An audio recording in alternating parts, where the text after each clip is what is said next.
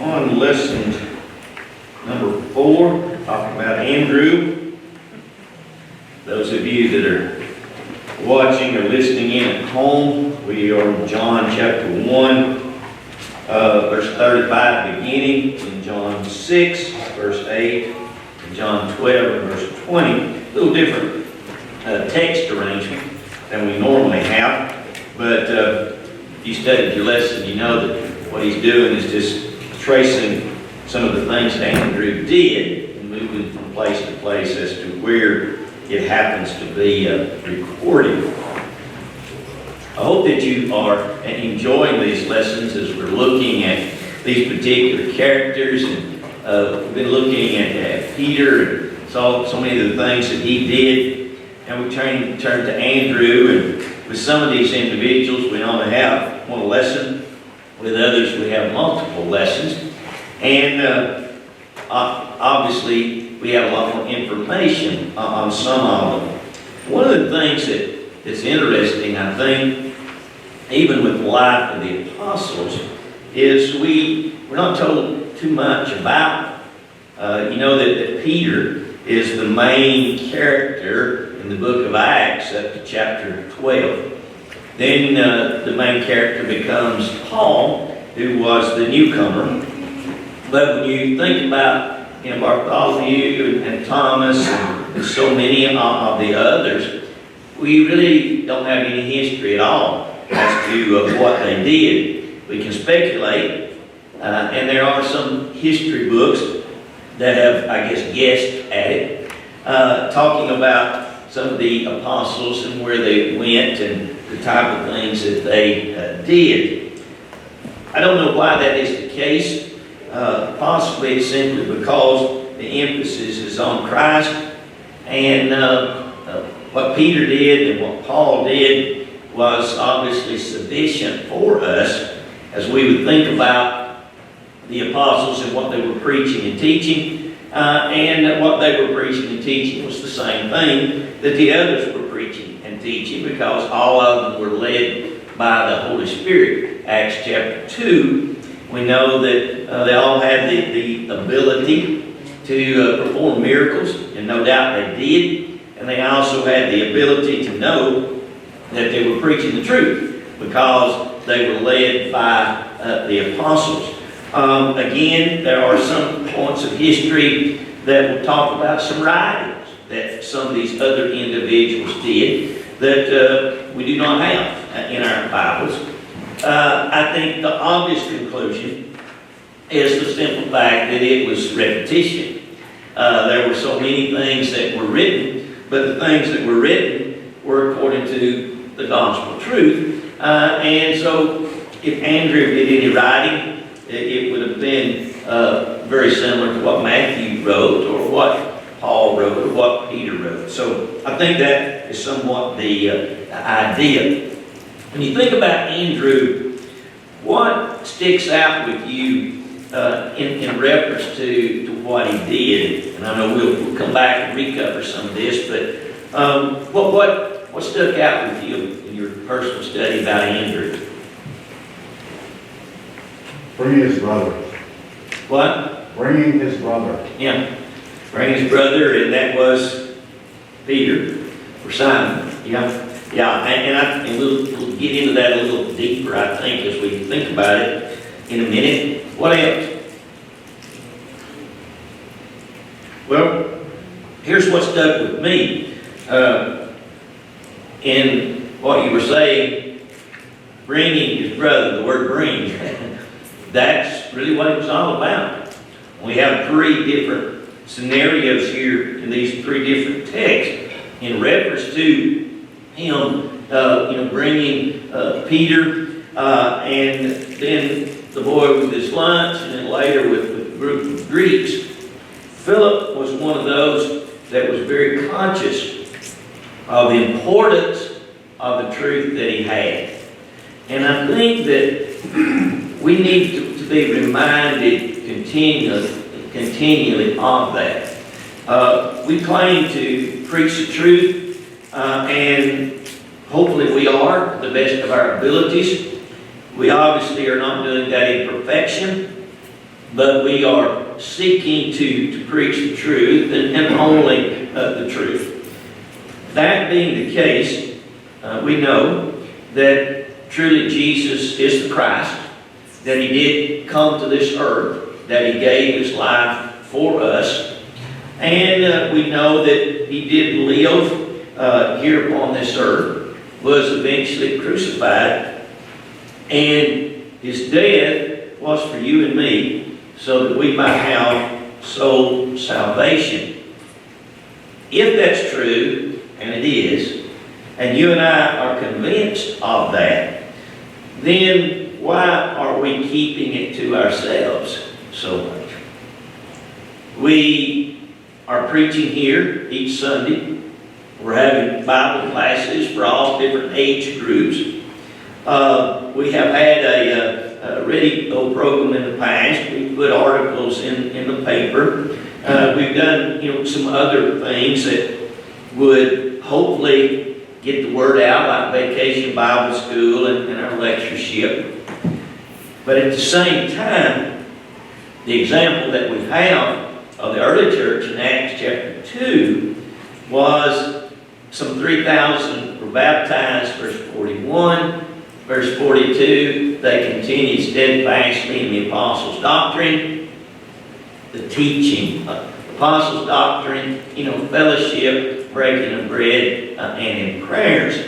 And we see that the church really, really grew. Well, what we picture, and a little bit later on down verse 44, 45, he tells us that daily they were teaching from house to house, as well as in the temple. So they were not keeping the good news to themselves. And on a daily basis, they were telling their family, their neighbors, and their friends, just like what Andrew did. As soon as he was convinced, he went and got Peter. That's the type of things that you and I need to be doing. And it's easy, I think, or maybe comfortable, for us to be here, to assemble each week, and may go week to week to week, and never even invite somebody to the services, or speak to them about the Bible or religion. It is possible that some of us could be members of the church for 20, 30, 40, the Sunday be 70? a long time. And rarely mention Jesus to anyone. I think that what we see in this lesson is the importance of what Andrew did. And basically it comes down not so much to the fact that he was teaching, which I have no doubt that he did, but he got the person to somebody that would do the teaching. And so that's just as important as doing the teaching. And I think we need to recognize that if you can invite someone. I was in a gospel meeting, as I guess you know, from last week, and it was curious. One particular fellow, might have been Tuesday night, he's brought his neighbor with him. And I don't think his neighbor is religious at all, but I didn't know that he was there until after the service. But this particular person couldn't wait to introduce this fellow to me. And I was glad to, I couldn't tell you his name now, but we talked for a few minutes. But, the thought was, here was somebody that was trying not only to hear the gospel, but to support it, but to get somebody that was not a Christian there in that particular audience. I don't know what the fellow thought about the particular lesson, but I do know the man's name was Boyd. Boyd was doing his best to get people to come. And somebody did come. I suspect, knowing him, he invited several others that didn't go. But that's between them and the Lord, isn't it? I am commanded to invite, to teach, and to encourage, as you are, as a member of the church. And what they do with it, obviously, is up to them. Anybody with a thought to that before we look into the text here? Okay, questions are on page 39. I do have this note about the way of introduction. You have Andrew mentioned 12 times. Most of those times, it's in that list of apostles. And he's always mentioned with Peter, James, and John. So I think, we think about Peter, James, and John, that inner three that seem to have been closer to Jesus. They were the ones that were there at the Transfiguration. They were the ones that Jesus took a little closer to himself in the Garden of Gethsemane just before Jesus' arrest. But when you do have Andrew mentioned, that's the group that he is mentioned with. Question number 1, how did John the Baptist identify Jesus to his followers? The Lamb, right? The Lamb of God. And what is the significance of that particular designation of calling him the Lamb? Sacrificial significance. Yeah. Of the sinless, the correlation there with spotless, and the regulations involved in the overall sacrificial. Okay, here Tom talking about the significance of how it relates to the old law, or at least there's a picture there of that sacrificial lamb that was to be perfect, without blemish, and it was a sacrifice, as it were, for sins. Under the old law, when these lambs, particularly at Passover, although they would sacrifice lambs at many other times as well, the idea was that it was for the sins of the people. I want us, let me just read a little bit of this from Isaiah 53. That's where this idea, comes from. It says in Isaiah 53, "Who has believed our report, and to whom has the arm of the Lord been revealed? For he shall grow up before him as a tender plant, and as a root out of dry ground. He has no form or comeliness, and when we see him, there's no beauty that we should desire him. He is despised and rejected by men, a man of sorrows, and acquainted with grief. And he hid, as it were, our faces from him. He was despised, and we did not esteem him. Surely he has borne our griefs and carried our sorrows. Yet we esteemed him stricken, smitten by God, and afflicted. But he was wounded for our transgressions. He was bruised for our iniquities. The chastisement for our peace was upon him, and by his stripes we are healed.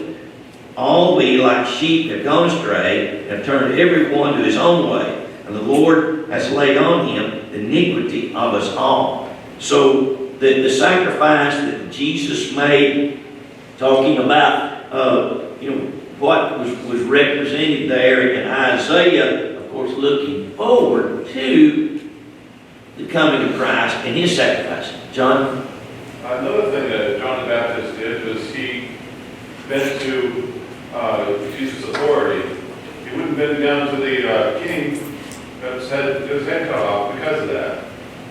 So Jesus' authority was well over the king. He could have backed off and said, "I'm not going to let my head get cut off," or whatever, or change his mind about what he told the king, and so on and so forth. So his actions prove that Jesus is who he is. Yes, it did. And it's interesting when you think about John. They were cousins, and 6 months between them. His mother, of course, was Elizabeth. And I think we've already had a lesson on John, haven't we? I've been in and out so much. But you're exactly right that John recognized Jesus for who he was and referred to him as the Lamb of God. And John was humble enough to know that, he was the forerunner, that he was the person preparing the way for Christ. And even though they were cousins, he recognized that Jesus was the Lamb. He was the Christ. And John, of course, was important. In fact, Jesus said to him that he was I'm pretty how he phrased it, but, more important than all the prophets, or greater than all the prophets.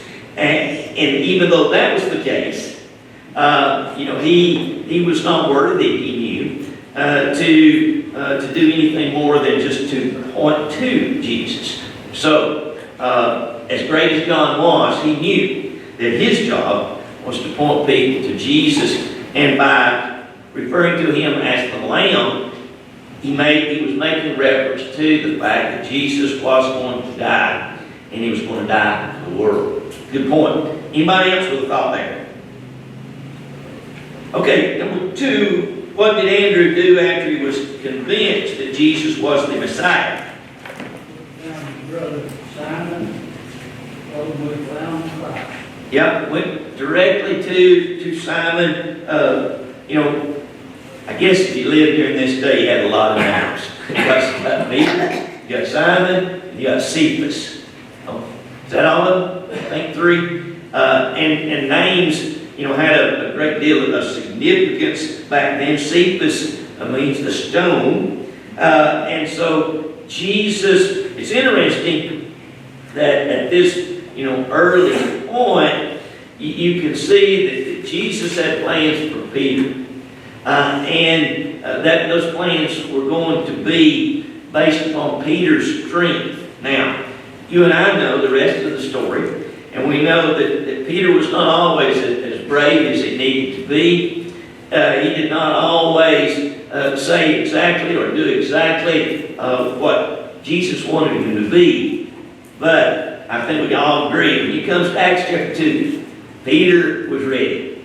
And he was prepared to preach the truth no matter what. Just like John was saying with John the Baptist, he was willing to die, as no doubt were the rest of the apostles. So Peter became that leader, and he became that strength, he became that stone that Jesus saw in him. And I think that, even with us, you don't know how strong you are until you try. You don't know what you can do until you try. The challenge for us is having the conviction and the bravery to try. And if we try, we may be a lot like Peter. We may say the wrong thing at time. We may go at something backwards. We may think we're doing right when it turns out that was not the best way to do something. But you can't fault Peter in that sense, because he was trying. He was speaking up. He was putting himself out there. You and I need to realize the importance of that as well. In fact, I've got a note here that in reference to Andrew, that seems to have been his habit. And what a wonderful habit to look for someone, to bring someone to Christ, to point someone in the right direction. And he seemingly was a follower of John. Everything points to the fact that Andrew was one of John's disciples. But when he was introduced to Jesus by John, he immediately switched camps. He left John. He started following Jesus. And no doubt, many of the followers of John left him and followed Jesus. And that's exactly what John wanted them to do. In John, they learned. They had a lot of things that helped them later to be the apostles that they became, particularly the 12, but also to prepare them to be apostles. And Andrew particularly seems to have been one of those that was a follower of John. On that too, on Andrew, and in the introduction was all these things he's doing, bringing the others and people to Christ, that he rarely ever stood in the spotlight. Yeah. A lot of people, I guess we all feel real good when we bring someone to Christ. Look at him and he brought, but he rarely ever stood in the spotlight. Yeah, there was a humility there, I think, of what he did, and he was constantly doing. We have 3 accounts here. There's no telling how many others that he may have brought to Christ. But he was not looking for recognition. And as important as it is, you know, we are still, you know, again, just the followers, we're the disciples, we're the children of bringing people to Christ. And, you know, that you think of him here, but later we think of Barnabas, beginning in Acts chapter 4. And that's exactly the attitude that Barnabas had as well, to encourage, to exhort, to do what needed to be done. And he wasn't ashamed to do the behind-the-scenes types of things. When Paul got ready, Barnabas was ready to step back. And Paul took the lead. And there's nothing to suggest that Barnabas was upset about that at all or anything. Anybody else with a thought there? What if you brought someone to Christ, like Andrew did, and they ended up preaching a sermon that converted 3,000? Yeah. I mean, you never know, you never know that production of your fruits may be secondary. There may be, and I mean, that's just an excellent point. And I've got down there somewhere, you know, Andrew had a part in that.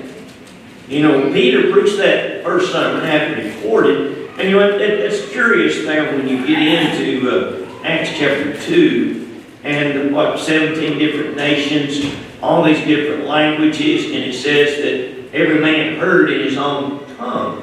So, you know, it's hard to picture how that happened. Peter's sermon is recorded, but it would seem to me that maybe on the other side of the temple, Thomas is talking maybe to the German folks in German. And then a little way from that, Bartholomew, he's speaking to the Spanish folks. Somehow, you know, the miracle was not that Peter spoke in Hebrew and everybody understood that in their own language, but they heard it in their own language. So the miracle was with the apostles and their ability to do that.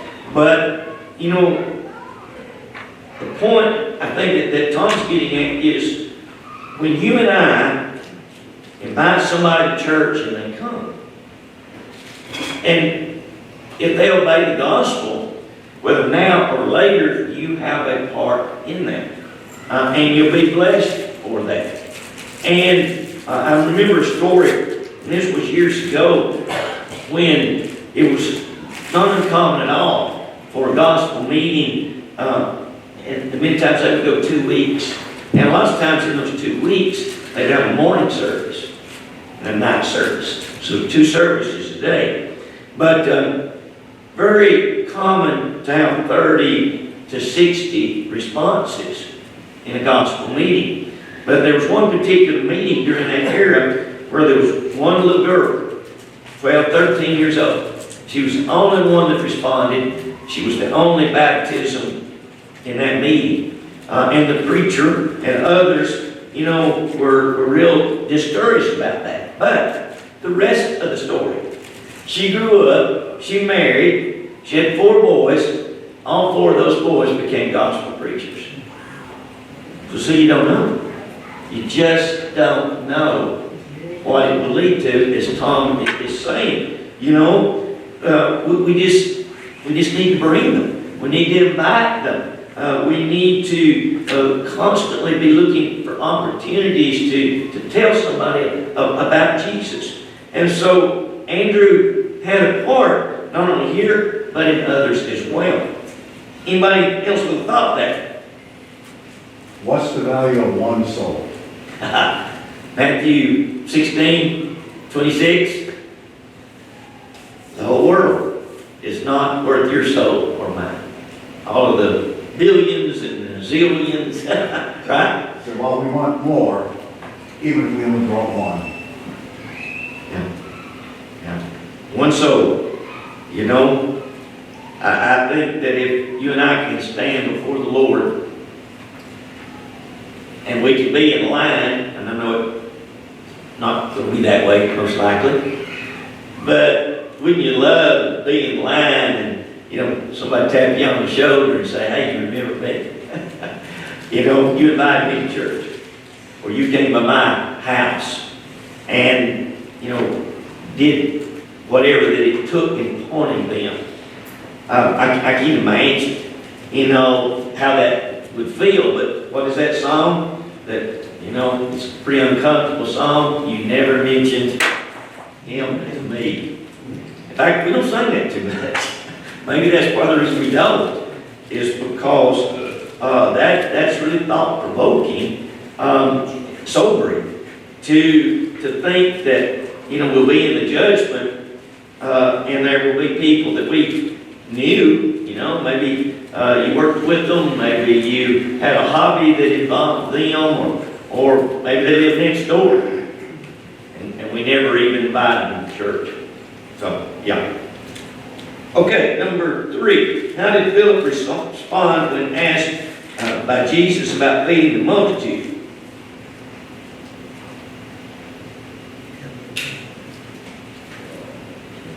John 6, verse 7.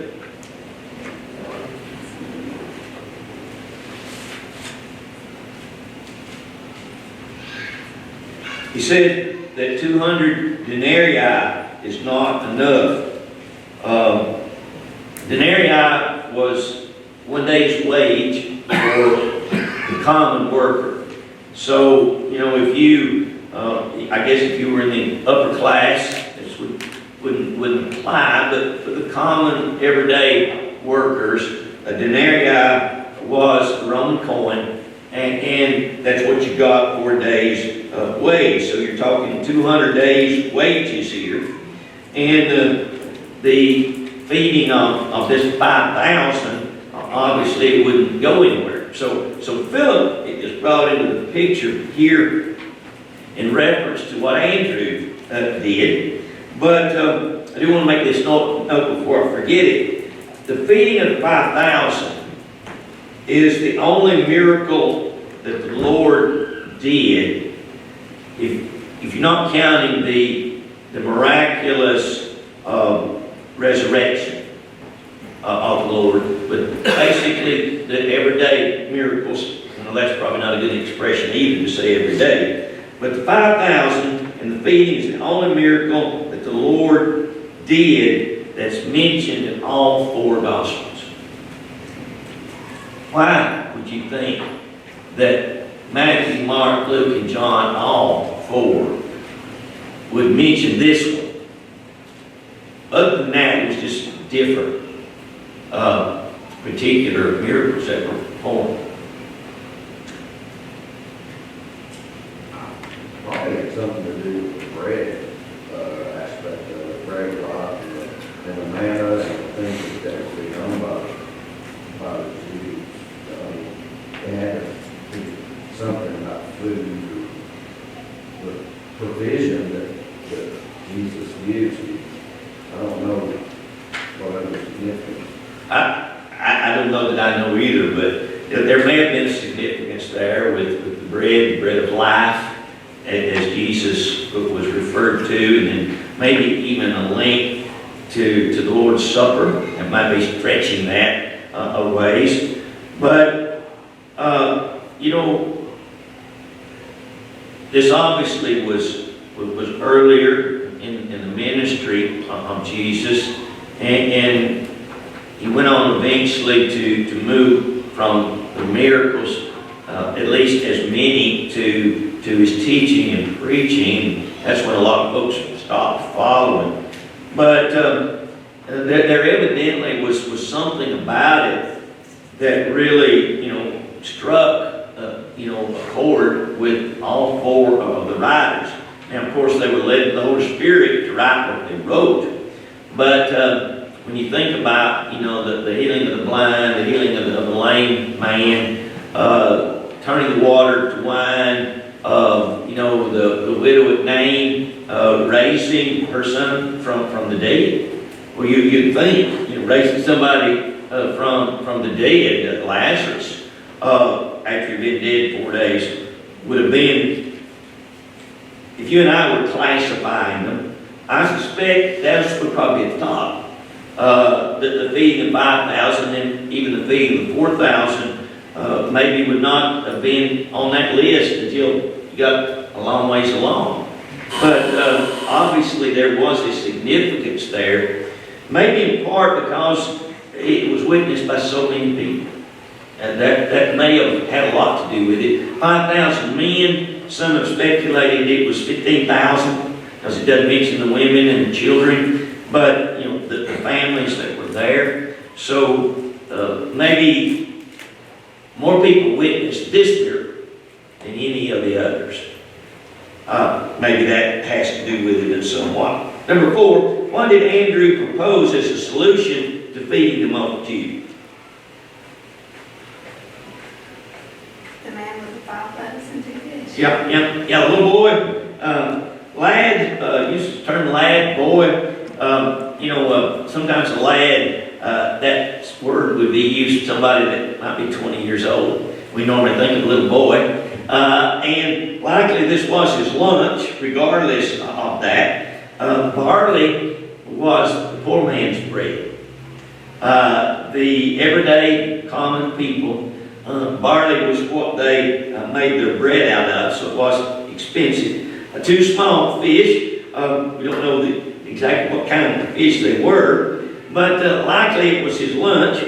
And I think it's interesting that Andrew brought him, but then even said, but what is this among such a great crowd? It seems to me that Andrew believed that the Lord could take that lunch and feed everybody. But he was covering his bed in the face of the others in case Jesus said, hey, that's not enough. He wouldn't feel so bad when Peter said, I told you so. Or Bartholomew says, what are you thinking? A little bitty lunch. But he had more faith than Andrew did. Philip did. Philip, no way. We don't have enough money. Couldn't do it. Andrew brings the little boy or the young man with the lunch. So it seems to me that he had faith that the Lord could do something. But at the same time, he didn't want to look foolish. And so he made that statement there about it. Number 5, who approached Philip and asked to see Jesus? Greeks. Now, certain Greeks, certain Gentiles, if you sort of research that a little bit, that these may have been proselytes to the Jewish religion. They were Gentiles, it seems. They maybe were Greeks only because of their language that they used. But they came and said, we would seek Jesus. And again, you got Philip, and Philip coming to Andrew, and Andrew and Philip then went to Jesus. I don't really know why Philip didn't approach Jesus on his own, but Andrew knew exactly, what to do. The word seek there has the significance behind it of an interview. They didn't want to just see Jesus, but they wanted to talk to him. They wanted to have a conference, an interview, a discussion. It's interesting in that text, we don't know if they ever got to do that or not. Jesus went on to teach, but there's nothing in the Bible that says that he actually talked to him. They did get to come. They seemingly were in the audience. Whether or not Jesus really ever addressed their particular questions, the Bible doesn't say. Maybe he did in the sermon that he preached or proclaimed. We really don't know. But for our lesson, the significance, I think, is simply the fact that Andrew took them to the Lord. And that was what he was all about. They may have come to Philip because Philip had a Greek name and Andrew was a Greek name. That may be why they came to them rather than Peter or James or John. Any Nobody else would have thought there. Okay, quickly, in the discussion, what can we learn about evangelism from Andrew? And I think we've dealt with it pretty good. Number one, we need to be telling people about Jesus. And number two, they make a lot bigger impact than we can imagine. Feeding 5,000 to 15,000 with a little boy's lunch.